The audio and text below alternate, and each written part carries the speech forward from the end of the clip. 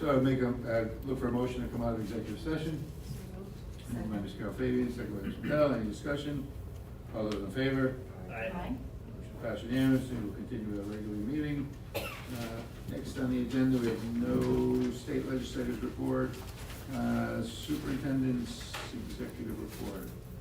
We'll start with you, Ms. Wood. So I first just want to say thank you to all of our staff who participated today. For those of you that were able to make it, thank you so much. It was a wonderful convocation, so we're excited about our school year. One of the things I wanted to address today, even though I don't have an official acting superintendent contract, I wanted to make sure that the professional developments that I wanted to attend could go before the board so that you guys could make a decision of whether you would approve that. So I sent in your pony the one professional development I intend on attending this year, and it is in Connecticut, so there is no flight, and it is the professional development that the Southern Fairfield County superintendents are all attending. And I think it's important for me to be there, especially around the topics of AI and the subject areas of testing and mandated state, all the things that come from the state that are mandated. I think it's very important for me to make sure that Stratford is staying up to date, so I would like to attend. So you have two listed here, one on 9/12 through 14, and one on 9/10. So the 9/10, I wasn't, the commissioners back to school, I wasn't really sure I needed permission for that. That is the state commissioners back to school, where they have all the superintendents have a for that back to school, but I thought you should know, and if you guys felt as though you needed to vote on that one, that's why I put that one on there. All right, so I'd like to look for a motion to approve the professional development trips. So moved. There you go. Second. Now you're- Second by Ms. Bell. Any discussion? All those in favor? And this would be, the superintendent's contract states that all professional development must be approved by the board, by the entire board. So we're following that protocol. So all those in favor? Aye. Opposed? Motion passed unanimously. And then Ms. Mangini and Ms. Brown were not able to be here tonight, and I have some updates from both of them regarding summer and hiring. So I'm going to start with the enrollment report from Ms. Mangini. She wanted to make sure that it was communicated, and I'm going to read exactly what she left for me to read to you. So enrollment data at this time, it's important to note that typically the board receives its first enrollment report at the October meeting, after the October data is submitted to the state. This timing is deliberate because the district experiences significant fluctuations in enrollment from June to September due to registrations and withdrawals. So consequently, any report generated now will be inaccurate and will differ from the data presented in October. However, she did want to share that we are actively monitoring class sizes. Wherever possible, we have placed new students to the district according to the new redistricting scenario. All voluntary, but people have been offered to go when they are brand new to our district. Additionally, we have offered families of incoming kindergartners and siblings the option to move schools based on the new redistricting scenario, and a few have chosen to do that. Currently, our kindergarten classrooms are averaging about 16 students per class, with a low of 13 and a high of 23. These numbers are expected to change in the coming weeks as registrations are processed. In addition, she wanted you to be aware that we had to add 2 classrooms over the summer due to current enrollment exceeding contractual size limits. A kindergarten class at Second Hill Lane and a second grade class at Eli Whitney. Comprehensive enrollment report will be provided to the board at its October meeting. But she felt it important to have those updates now. Ms. Brown did an update on our summer hiring. She felt like this was an extremely successful summer. I agree with her. It was bustling with a lot of new hires. So we hired 2 new administrators, 20 new teachers, 3 new paraeducators, 1 new nurse, 2 secretaries, 3 preschool non-union teachers, 7 tutors, 3 climate specialists, and 4 other or non-union staff. And pending currently, which means the names have been put forward and gone through the interview process, but HR has a little more paperwork to finish up, are 9 CIAs, 10 pending teachers, 2 secretaries, 2 from IT, 2 nurses, and 10 tutors. So they should all be processed and ready to go for the start of the school year. currently still vacant. 13 teaching positions, 27 CIA positions, 5 tutor positions, 2 nurse positions, and 4 teacher 2 positions in preschool.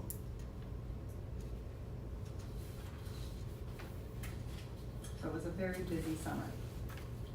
And we are hopeful, interviews are going on for the current vacant positions, and we are hopeful to have some more processed as well. HR is working as diligently as they can to get everyone through all the paperwork. And that concludes my report. So I think you said there were 13 teaching positions? Yes, we did. And are those critical, not that they're not all critical, but those are they critical positions to the whole learning process, or will we be able to work around that, or is this just typical of every year? It's lower than normal. We usually have more openings than that in a year. And yes, they're critical. All positions are critical. And I'll give you an example of those 13. 4 of those are my SLPs that I told you I contracted, right? But those positions stay open because we try to fill them with actual hired positions. So 4 of the 13 are special ed. That we have bodies currently as contracted people to fill. Question regarding the nurse situation. So do we have to, they're pending? So we have 1 nurse fully set and hired, and we have 2 that are pending, finishing up paperwork. One of them's actually coming out of retirement. And then 2 still vacant. And we have 2 still vacant. So we're gonna have a few schools with no school nurse. Well, they're interviewing, so we're hoping that's not the case. I will definitely keep you posted, and we, will have to utilize contracted nurses and subs. Do those schools have the health clinic in it, or no? Not the schools with the health clinic? I can get you that answer. Okay. Don't have it in front of me.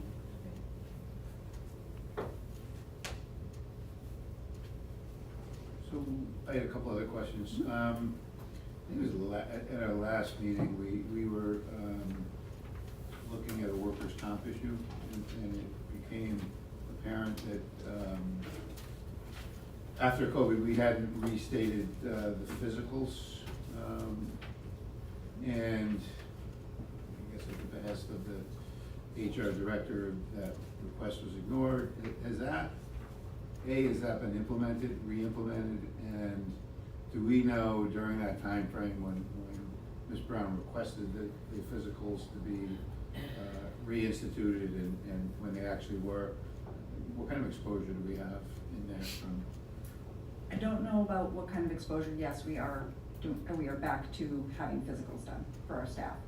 Staff that require toileting, lifting, feeding, staff that require physical activity, we pay for those physicals. Everyone else provides us with a physical. She started implementing that over the summer. And that was at your request, or how did that come to? She actually had requested it a while ago, and then when we had the opportunity to speak with the town, who encouraged that practice, she came to me and just let me know that she would really like to re-implement this again, that it had gone away during COVID. And then the summer programs, how has that transpired? Our ESY and our summer school, they had a fantastic year.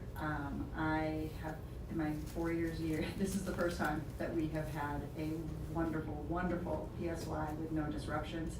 They had 1 outdoor incident that had nothing to do with anyone, just a construction person and a telephone pole, but nobody was injured, and the staff there really handled it beautifully.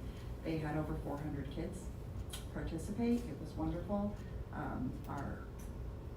Our regular summer school program really was packed and had a wonderful turnout as well, and I'm happy to send you Mr. Hicks's evaluation of that summer program if you'd like. Yeah, I know it went really well. Any other comments, Mr. Ryan? For those contract positions, those are temporary, based on hopefully you'll hire someone. Yeah, I'm not too hopeful about speech and language pathologists. I think it's a critical shortage area. We'll continue to do our best, but there's not an abundance. And we owe our thanks to the union for working with you on a lot of the contract positions. Thank you. I had a question about, this new position, the attendance specialist. Can you tell me a little bit about that, what they're gonna be doing, what roles they have, and how many hours a week that job is? The new LEAP positions. So we were able to get a grant called the LEAP grant, and these are joining, I don't know if you remember, but we have a family and community engagement group that worked part-time. So these are additional members to that team that are gonna be conducting home visits, working with our school BARC teams and our SARB teams to continue to tackle the chronic absenteeism. So we only had 2 people last year for the whole district. And now these 2 new positions will be joining them to do that, and it's all out of a grant that Joanna and Sam really did a beautiful job with and got. So I see there's 3 of them. Is it one for elementary, one for middle, and one for high school, or are they gonna be rotating amongst the schools? So I believe these new ones are gonna be 2 for elementary and 1 for secondary, and then the 2 others that are part-time will be the secondary. So that they'll be spread out. Thank you. But I can also make sure I get that for you from Sam Rosenberg. And do you know off the top of your head, what was the final chronic absenteeism percentage? 20%, And we came from, 28.9. so we went about 9, came down about 9%? Mhm. And you're hoping that this will even bring us down lower? Yeah. I mean, they made a great impact, and they were good parts of SARD and BARC, and just being able to get into the homes and being able to do that during the workday. It was very impactful, and, you know, we're excited to, you know, we have Magda, who replaced the previous person, who's super energetic and ready to get out there and do more home visits. So, you know, I think it's a beautiful program. It is grant funded. I hope the grant continues, and I think it makes a big impact. As all the educators say, if the kids aren't in the classroom, they cannot learn. That is crucial. Any more comments, questions? No? Okay. So I look for a motion to accept the meeting minutes for June 24, 2024 regular meeting and the July 22, 2024 special meeting. So moved. Moved by Mr. Vice, Seconded. seconded by Mr. D'Angelo Powers. Any discussion, amendments? Hearing none, all those in favor? Aye. Opposed? Motion passed unanimously. Personnel assignments, we have the list, so we have the assistant principal on the list, so, well, we'll take them all as one, but Ms. Bedell, could you just give us an update on how the personnel committee went and? Sure, we met, we can have to go, to discuss the hiring bid of a new assistant principal position at Pinell High School due to a resignation. And the process had to go pretty quickly so that we could get somebody in to the school prior to school starting. It was a very comprehensive process. And a couple of candidates were presented to us, and a case was made for all the candidates, and we moved on from there and sent a recommendation to the board. So the personnel, the human resources department went forward with discussing the next steps.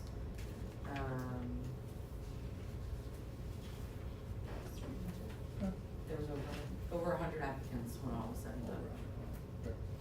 So I look for a motion to approve the personnel assignments, resignations, human resources administration, and to include the assistant principal at Pinell High School.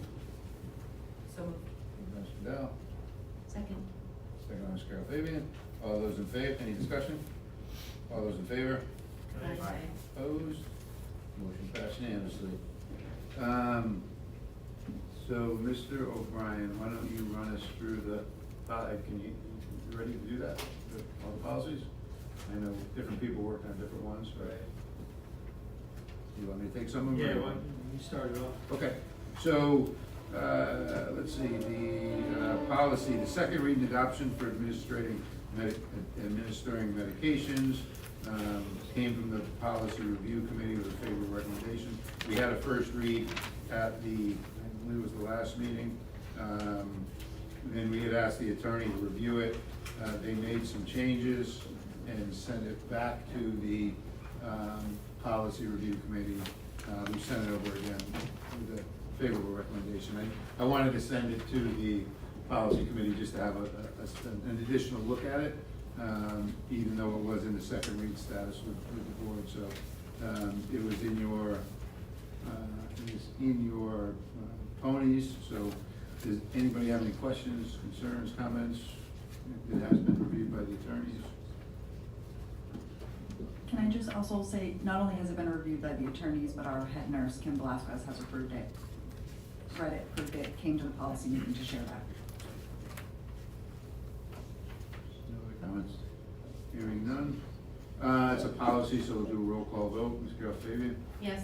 Mr. O'Brien? Yes. Ms. Bedell? Yes. Mr. Kennedy? Yes. Mr. Cormier? Yes. Ms. D'Angelo Powers? Yes. And the board votes yes, that motion passed unanimously, so that is an adopted policy. So I've seen the council do this a number of times. The two reads is it's a board policy, we can waive that right. For both this and I would like to waive the rules for Title IX, but I'd like to waive the first read. It's been through the committee, it's been reviewed by the attorneys. Again, it's been reviewed by our nurse, but we'd like to have this in place for the start of the school year. So I'd like to get a motion to waive the first read and push this to a second read status. For which one of these? For Immunization. Immunization, health, number 4. Number 4. So, second. Moved by Mr. Bell, second by Mr. O'Brien. Any discussion? All those in favor? Aye. Opposed? Motion passed unanimously. So this would be a final read. So it looked like for a motion to accept the immunization health assessments, P 5141.3. Motion approved. So moved. Moved by Mr. O'Brien, second by Mr. Kennedy. Roll call vote. Ms. Carol Fabian? Yes. Mr. O'Brien? Yes. Ms. Goodell? Yes. Mr. Kennedy? Yes. Mr. Cormier? Yes. Ms. D'Angelo Powers? Yes. The chair votes yes, the motion passed unanimously. The suspensions, expulsions, that's, do we need to do skip the first read on that, or are we okay with approving it at this? You can do it at the regular pace. Okay. So the next policy would be first read on the suspension, expulsion, due dates, due process, 5114. The Policy Review Committee did review that. I don't remember, were you on that? I was on dress code. This was brought to you directly from me, so nobody on your committee reviewed it. This is directly due to the new legislation around suspension laws. So, there are new rules, we have to follow them anyway. This policy is to guide you through that. Yep, the age, how many days in school, out of school, there have been some adjustments and some changes. So we have now taken our current policy and reflected that. So I would like to I look for a motion to approve it in first read status. So moved. Mr. O'Brien, Second. second by Ms. Goodell.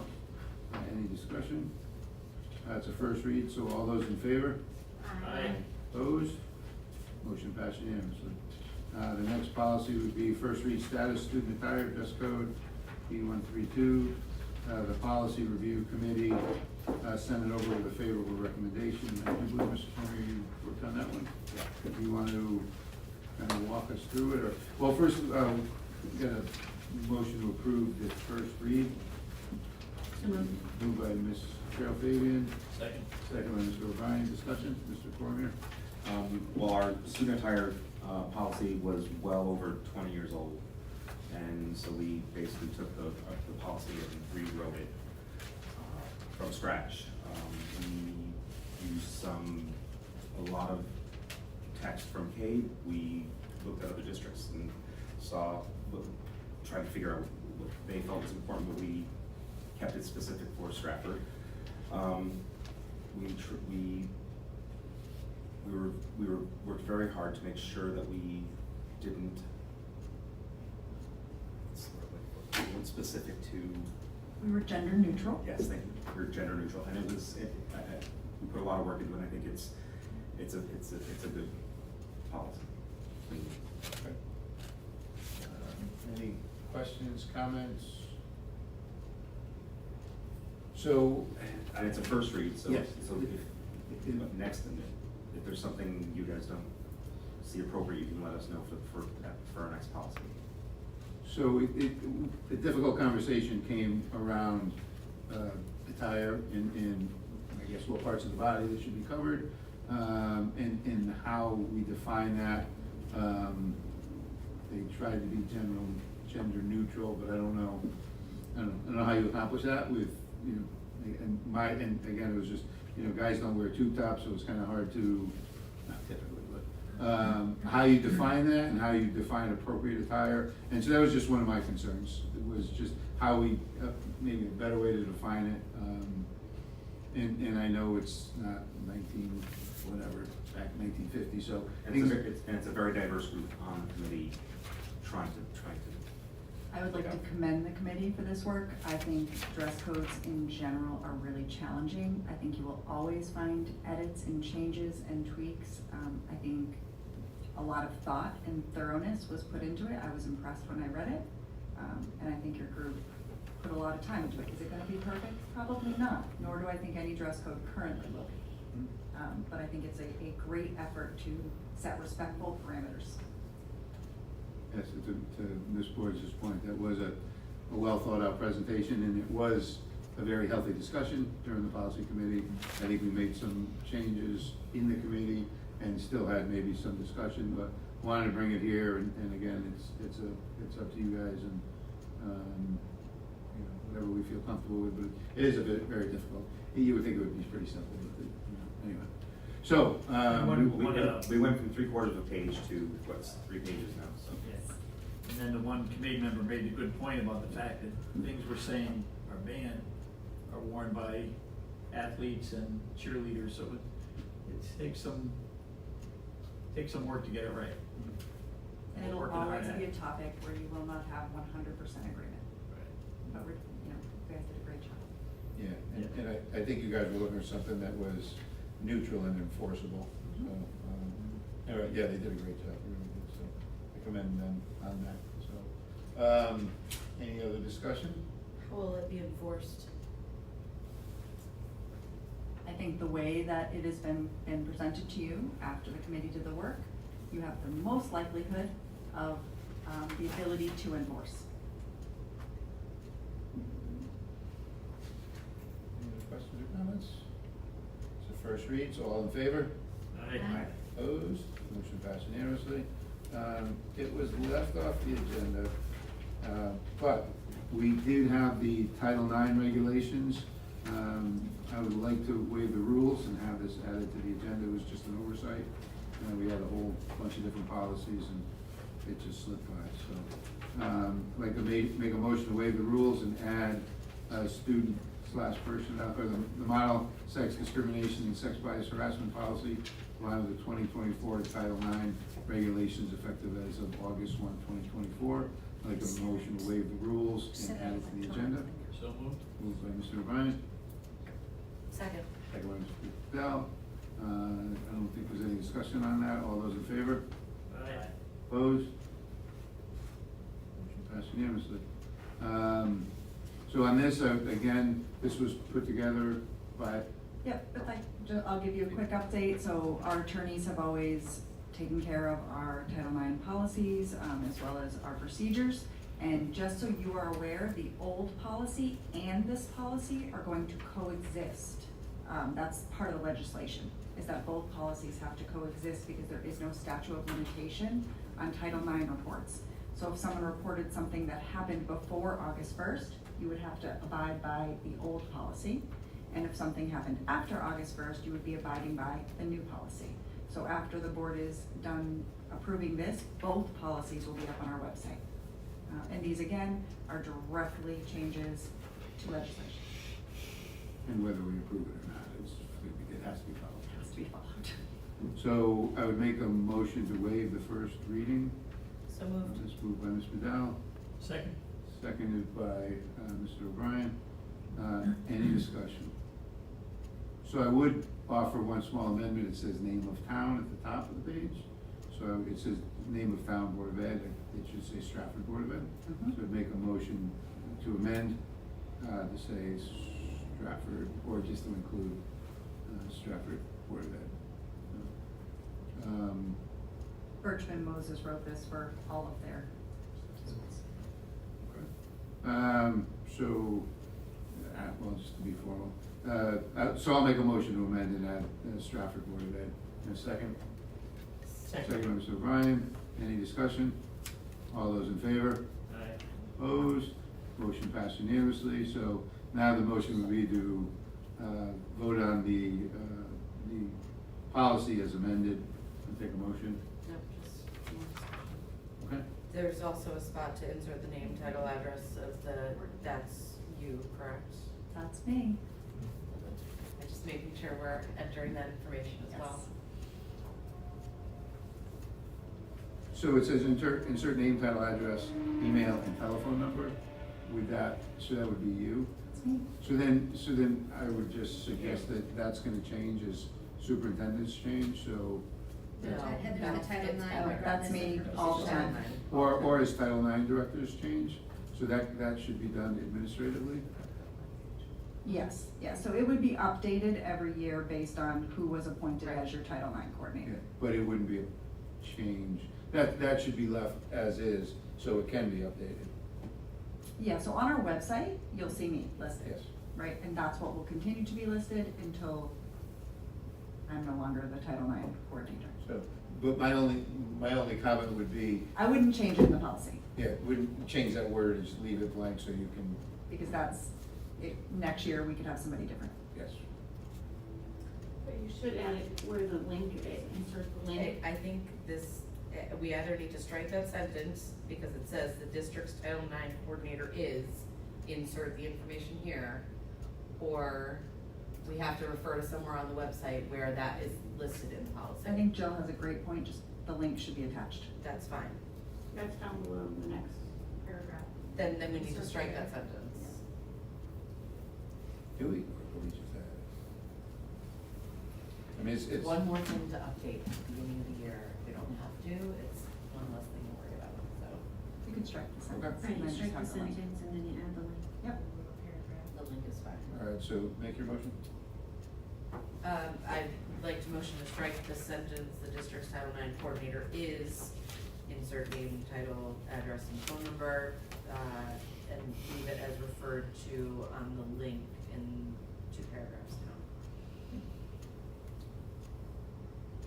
Motion, is there a second? Motion is to amend. Second by Mr. Kennedy. Any discussion? All those in favor? Aye. Opposed? Motion passed unanimously. So a motion to accept the policy as amended. So moved. Mr. Cormier, second by Ms. Madell. Any discussion? No? Since it is a final vote, Ms. Carol Fabian? Yes. Mr. O'Brien? Yes. Ms. Madell? Yes. Mr. Kennedy? Yes. Mr. Cormier? Yes. Ms. Diego Powers? Yes. Chair votes yes, motion passed unanimously. All right. So we are done with policies. All right, the next step, this is, partially came as a suggestion from the attorneys, but the original 22-23 Alliance District Plan was never voted on. It was, the last page of it, or the second last, one of the pages, says that the signator guarantees or verifies that this has been voted on by the board, and they approve of it. Since we never saw it or never approved it, I had them draft a resolution. I can read it for you, it's like 2 pages, so. And this would be to ratify a resolution regarding the 2023 Alliance District Plan. And this would be to ratify it, just it's cleaning up some of the bookwork. Whereas the Connecticut General Statute 10-2262U establishes a process for the state of Connecticut to identify alliance districts and the allocation of increased educational cost sharing funding to support district strategies to dramatically increase student outcomes and close achievement gaps by pursuing bold and innovative reforms. Whereas pursuant to Connecticut General Statute 10-262U, each Alliance district's receipt of its designated ECS funding is conditional upon district submission and the Commissioner of Education's approval of a plan, district progress and performance relative to that plan, and subsequent annual amendments in the context of the district's overall strategy to improve academic achievement. The CSDE reviews district plans on an annual basis and approves plans aligned to the goals of the program. Annual plan's approval is predicted upon district implementation and performance, is predicated upon district implementation and performance during the prior year. There's a link there. Whereas in February 2022, the state of Connecticut designated Stratford as Alliance District. Whereas Stratford's FY 2023 Alliance District Plan was submitted to the state in September 2022 by and/or with the approval of the Superintendent of Schools, Dr. Sunday. Whereas Stratford's FY 2023 Alliance Grant submission stated in relevant part, the applicant has the necessary legal authority to apply for and receive proposed grants. The filing, that's A. B, the filing of this application has been authorized by the applicant's governing body, and the undersigned official has been duly authorized to file this application for and on behalf of said applicant, and otherwise to act as authorized representative of the applicant in connection with this application. The local education agency, LEA, hereby assures the state education agency, SEA, that the LEA has received local board of ed approval of this plan submission. It was dated of approval 9/19/2022. Whereas the Stratford Board of Ed was never provided with an opportunity to vote and approve the FY 2023 Alliance District Plan before it was submitted to the state. Whereas while the FY 2023 Alliance District Plan submission states that local Board of Ed approval was obtained on September 19, 2022, the Stratford Board of Ed never voted on or approved the FY 2023 Alliance District Plan before it was submitted to the state. And whereas the Stratford Board of Ed wishes to ratify and approve the FY 2023 Alliance District Plan, now therefore be it resolved, the Stratford Board of Ed has since reviewed the 2023 Alliance District Plan submission, and the Stratford Board of Ed retroactively ratifies and approves the FY 2023 Alliance District Plan submission. So take a motion to approve. So moved. Moved by Mr. O'Brien, Second. seconded by Ms. Vidal. Any discussion? All those, I'll do a roll call vote. Ms. Carol Fabian? Yes. Mr. O'Brien? Yes. Ms. Vidal? Yes. Mr. Kennedy? Yes. Mr. Cormier? Yes. Ms. D'Angelo Powers? Yes. Chair votes yes, motion passes unanimously.